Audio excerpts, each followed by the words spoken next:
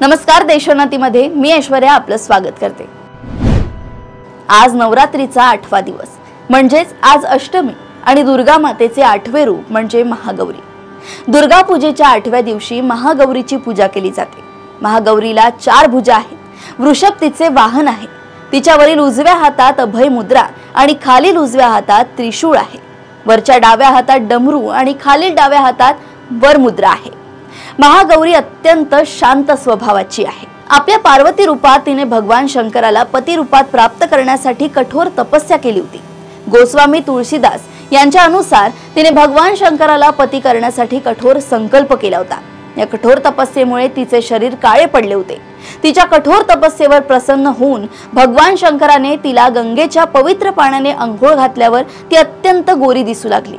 तेव्हापासून तिला महागौरी या नावाने संबोधले जाते। देवी महागौरीचे स्मरण पूजा भक्तांसाठी सर्वाधिक कल्याणकारी आहे। आपण नेहमी तिचे ध्यान केले पाहिजे। तिच्या कृपेमुळे अलौकिक सिद्धी प्राप्त होते। महागौरी भक्तांचे संकट अवश्य दूर करते। तिच्या उपासनेमुळे अशक्य कार्यही शक्य होतात। तिला शरण जाण्यासाठी आपण अधिक प्रयत्न केला पाहिजे। देवी महागौरीचा महिमा पुराणात वर्णिला आहे। पुराणातील एका कथेनुसार वयाच्या 8व्या वर्षी देवीने महादेव शिवाला प्राप्त करण्यासाठी कठोर तपस्या केली।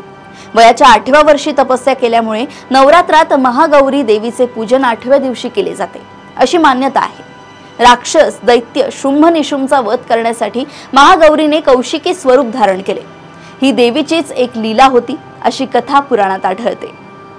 देशोन्नतीच्या सर्व प्रेक्षकांना नवरात्रीच्या हार्दिक शुभेच्छा। नमस्कार।